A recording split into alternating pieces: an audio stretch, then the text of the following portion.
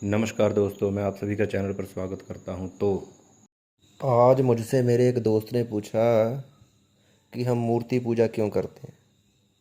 मूर्ति पूजा ज़रूरी क्यों है, क्यों ज़रूरी है मूर्ति पूजा, क्यों करनी क्यों चाहिए मूर्ति पूजा। तो मुझे उस समय तो कोई जवाब नहीं आया, तो बाद में मैंने घर जाके इसके ऊपर सोचा कि क्यों मूर्ति पूजा करनी चाहिए। आखिर निराकार परमात्मा की पूजा हम क्यों नहीं कर सकते। पहले जो मूर्ति पूजा है ये पहला स्टेप माना जाता है सनातन धर्म में, और उसके बाद आती है परब्रह्म निराकार परमात्मा की पूजा। उसकी आराधना योग अभ्यास से उसकी आराधना की जा सकती है। मैंने घर जाके सोचा सोचा सोचा लेकिन कोई जवाब नहीं आया। फिर थोड़ी देर बाद दिमाग में जवाब आया। मैंने फिर उससे पूछा कि आपके दादाजी हैं। उसने बोला मर चुके हैं।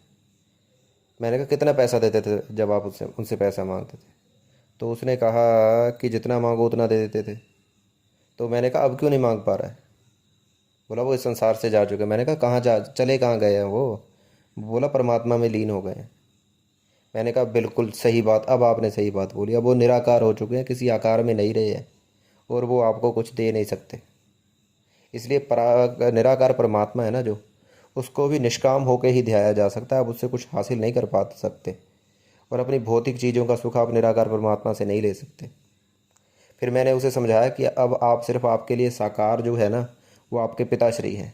आप उन्हीं से पैसे मांग सकते हो, उन्हीं को कोई चीज़ अर्पण कर सकते हो। जब वो निराकार हो जाते हैं तो आप उन्हें कुछ नहीं दे सकते, और ना ही उसे उन्हें किसी चीज़ की आवश्यकता होती है। इसीलिए वैसे ही मूर्ति पूजा भी है। जैसे वो अपने पिता से कुछ ले सकता है, दादा से अब जाने के बाद नहीं ले सकता, वैसे ही निराकार परमात्मा है। उससे आप उसकी आराधना कर सकते हो, सब कुछ कर सकते हो। अगर भौतिक चीज़ों का सुख चाहिए तो आपको जो चीज़ चाहिए वैसा ही आपको देवता को अर्पण करना पड़ेगा। इसीलिए वैसी ही चीज़ आपको मिलेगी वापस। इसलिए अगर आपको भौतिक चीज़ों का आनंद चाहिए, माया चाहिए, तो आपको पहले मूर्ति पूजा ही करनी होगी। ईश्वर तक पहुंचने के लिए मूर्ति पूजा पहला स्टेप है। आपको पहला स्टेप चढ़ना ही होगा। बिना पहले स्टेप पर पैर रखे हुए आप सीढ़ी के अंत तक नहीं पहुंच सकते। इसीलिए आपको मूर्ति पूजा करनी आपके लिए अत्यंत आवश्यक हो जाती है। अब मेरा जो निराकार परमात्मा की पूजा करते हैं, योगाभ्यास से इतर जो निराकार परमात्मा को मानते हैं, मेरा उनसे एक प्रश्न है कि जब आप हाथ जोड़ के या फैलाकर जो कोई भी नाम लेते हो, आप किसी भी नाम से ईश्वर को बुलाते हो, तो जब आप उसके आगे प्रार्थना करते हो, उसके आगे याचना करते हो, तो अपना ध्यान केंद्रित कैसे करते हो, कैसे आपका ध्यान केंद्रित हो जाता है। मैं आपसे यही जानना चाहता हूँ। क्योंकि मेरा ध्यान तो मूर्ति पूजा के अलावा केंद्रित नहीं हो पाता। क्योंकि जब मैं शिवलिंग पे जल चढ़ाता हूँ, रुद्राष्टाध्यायी का पाठ करते हुए जल चढ़ाता हूँ, तो मेरा ध्यान पूरी तरह शिवलिंग पे होता है कि जल तो नहीं कहीं खत्म हो रहा है। रुद्राष्टाध्यायी पढ़ते हुए जल पर ध्यान रहता है, शिवलिंग में ध्यान होता है।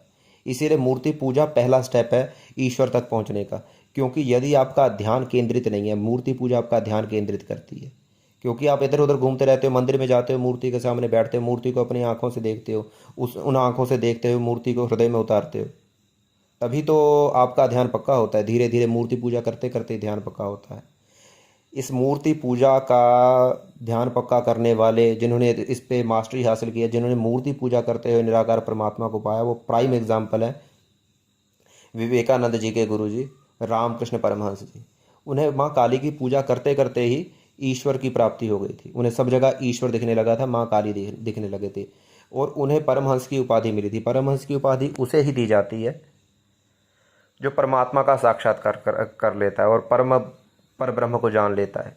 इसीलिए उसे परमहंस बोला जाता है। परमहंस वो होता है जो पानी में से दूध को निकाल के पी जाता है।